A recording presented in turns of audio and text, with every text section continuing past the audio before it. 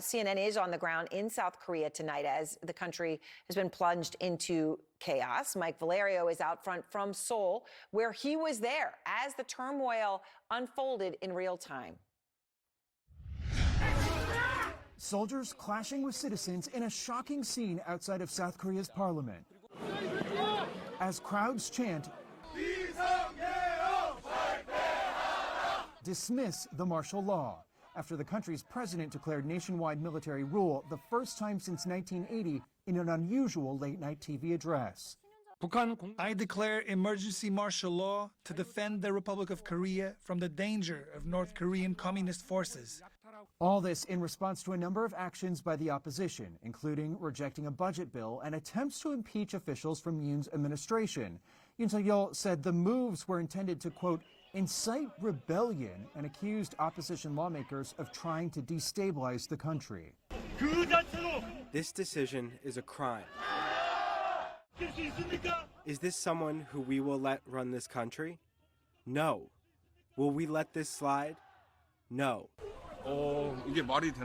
It doesn't make sense. As far as I know, this is the first martial law declared since the Gwangju democratization movement. It is really happening in the 21st century. Broken windows and rifle-wielding soldiers standing at the National Assembly building as tensions between the presidency and opposition lawmakers spills into mass protests. We're here in the crowd, and there are two military vehicles that are trying to get out of here. We're just a few blocks away from the National Assembly. There were some soldiers that were saying their military vehicles are trying to leave the area and get back to their base. Protesters, of course, voicing their huge outrage and dismay at this moment.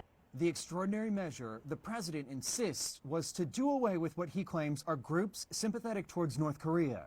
Hours later, Yoon forced into reversing his decision after lawmakers voted to overturn his order, leaving a rattled South Korean public reeling from the political chaos.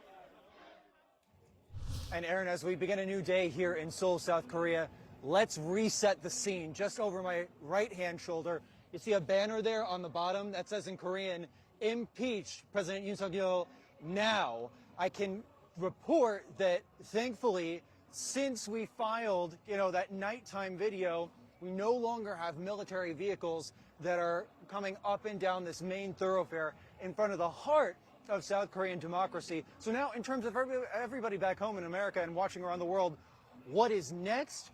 The question is, what will South Korea's president do? Will he resign, or will he be subjected to a potentially lengthy and dramatic impeachment proceeding, Erin? All right, Mike, thank you very much. Of course, at the least, it's chaos, it's instability, and you can't just put that back in the bottle.